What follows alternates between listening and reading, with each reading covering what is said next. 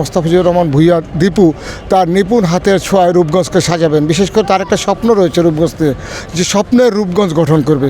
আমরা বিশ্বাস করি মোস্তাফিজুর রহমান ভূঁইয়া দীপু যদি এমপি নির্বাচিত হয় তাহলে ইনশাআল্লাহ উনি বাংলাদেশ সরকারের মন্ত্রী হবে, যদি বাংলাদেশ জাতীয়তাবাদী দল সরকার গঠন করে। প্রিয় দর্শক, রূপগঞ্জ এক আসনে বিএনপি মনোনীত সংসদ সদস্য পদপ্রার্থী জনাব মোস্তাফিজুর রহমান ভূঁইয়া দীপুর আজকে সর্বশেষ গণমিছিল ছিল। সেই গণমিছিলে রূপগঞ্জের আপামর জনসাধারণ যেভাবে তাকে ভালোবাসার বহিঃপ্রকাশ দিয়েছেন, আজকের যে গণমিছিল অনুষ্ঠিত হয়েছে সেই গণমিছিল সম্পর্কে আমরা জানব সৌদি আরব পূর্বাঞ্চলের যুবদলের সভাপতি। আমরা স্বপন ভাইয়ের কাছ থেকে জানতে চাই আজকে যে রূপগঞ্জের মানুষের ভালোবাসা জনাব মোস্তাফিজুর রহমান ভূঁইয়া দীপুর জন্য প্রকাশ করেছেন, সেই বিষয়ে উনি আমাদেরকে একটু মতামত প্রকাশ করবেন। ধন্যবাদ পিপিএন টেলিভিশন আপনাকে। আপনার মাধ্যমে সারা বাংলাদেশ জাতীয়তাবাদী দলের সমস্ত নেতাকর্মীদেরকে ধন্যবাদ জানাচ্ছি। আগামী 12 তারিখে যাতে সবাই ধানের শীষ মার্কায় ভোট দেয় সেই আহ্বান জানাচ্ছি। আপনারা জানেন আজকে রূপগঞ্জে ঐতিহাসিক একটি মিছিল হয়েছে। রূপগঞ্জের আপামর জনগণ মোস্তাফিজুর রহমান ভূঁইয়া দীপুকে ভালোবেসে আজকের এই জনসভায় মিছিলে যোগদান করেছে। আপনারা দেখেছেন মিছিলের আগে একটি জনসভা হয়েছে আমাদের, সেই জনসভায় প্রায় লাখখানিক লোক হয়েছে। রূপগঞ্জের ইতিহাসে সর্বপ্রথম এত লোকজন হয়েছে আপনারা জানেন। সবাই মা বোন সবাই বাড়ি থেকে বেরিয়ে এসেছে।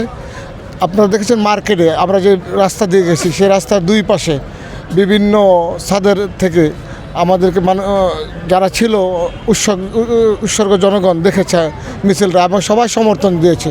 12 তারিখে আমরা বিশ্বাস করি সবাই ভোট কেন্দ্রে যাবে এবং বাংলাদেশে গণতন্ত্র ফিরিয়ে আনার জন্য দেশনেত্রী বেগম খালেদা জিয়া যে 17 বছর আন্দোলন করেছে সেই আন্দোলন ইনশাআল্লাহ সার্থক হবে। এই 12 তারিখের জন্য মোস্তাফিজুর রহমান ভূঁইয়া দীপুর পক্ষে আপনি ভোটারদেরকে কি বলবেন? ভোটারদেরকে বলবো ইনশাআল্লাহ সবাই 12 তারিখে ভোট কেন্দ্রে যাবে। বিশেষ করে আমরা বিশ্বাস করি ভোট কেন্দ্রে যদি যায় তাহলে ভোট কাস্ট হবে সেই রূপগঞ্জে তার 95% ভোট মোস্তাফিজুর রহমান ভূঁইয়া দীপু পাবে। কারণ আপনি জানেন যে রূপগঞ্জের মানুষ বাংলাদেশ জাতীয়তাবাদী দলকে ভালোবাসে, পাশাপাশি মোস্তাফিজুর রহমান ভূঁইয়া দীপুর একটি ঐতিহ্য আছে, তাদের পরিবারের একটি ঐতিহ্য আছে। দীর্ঘ সময় ধরে তার দাদা, তারপর তার বাবা এবং চাচারা রূপগঞ্জ শাসন করে গেছেন। তারা সেবক হিসেবে ছিলেন, তারা শাসক হিসেবে ছিলেন না, সেবক হিসেবে ছিলেন। রূপগঞ্জের রাস্তাঘাট, স্কুল, কলেজ, মাদ্রাসা অনেক প্রতিষ্ঠা করেছেন এবং বিভিন্ন মসজিদের সাথে মোস্তাফিজুর রহমান ভূঁইয়া দীপুও ব্যক্তিগতভাবে জড়িত রয়েছেন আপনি জানেন। তো সেই জন্য রূপগঞ্জের মানুষ এই পরিবারকে ভালোবাসে, ভূঁইয়া পরিবারকে ভালোবাসে। তারপর পাশাপাশি বাংলাদেশ জাতীয়তাবাদী দলকে ভালোবাসে। বাংলাদেশ জাতীয়তাবাদী দলকে আগামী দিনে রূপগঞ্জের মানুষ ক্ষমতায় দেখতে চায় ইনশাআল্লাহ। 12 তারিখ বিজয়ের মালা পরে উনি সংসদে যায়, তাহলে রূপগঞ্জের যে প্রত্যাশা আছে এগুলা পূরণ হবে কিনা?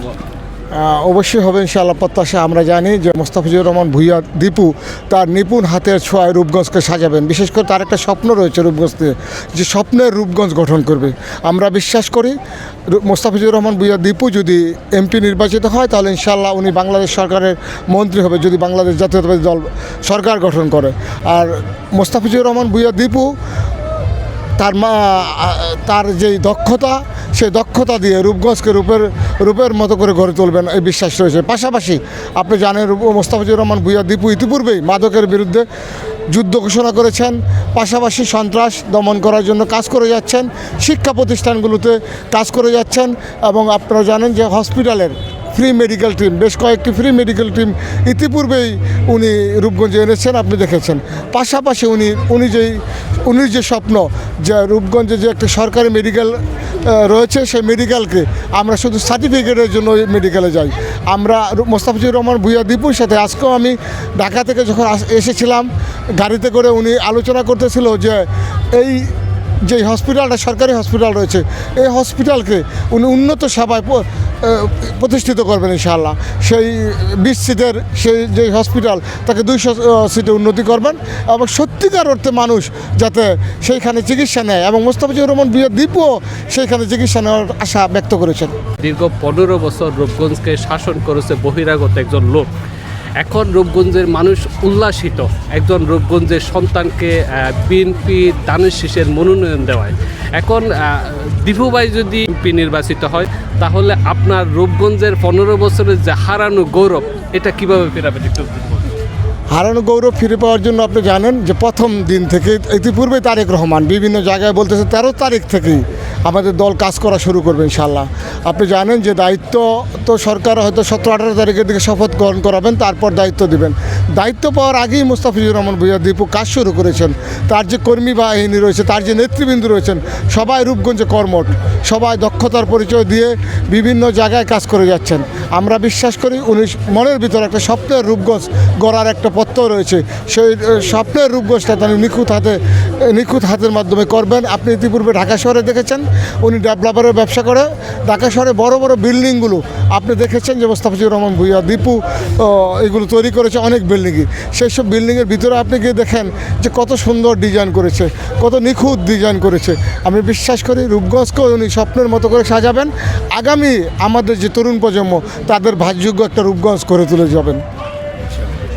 দর্শক, যেমনটি শুনছেন মোফাজ্জল হোসেন স্বপন ভাই আমাদেরকে জানিয়েছেন দীর্ঘদিন রূপগঞ্জ যে 15টি বছর বহিরাগত একজন মানুষ রূপগঞ্জকে শাসন করতে গিয়ে রূপগঞ্জে মাদক, সন্ত্রাস এবং ভূমি দখল থেকে শুরু করে অনেক নৈরাজ্য সৃষ্টি করেছেন।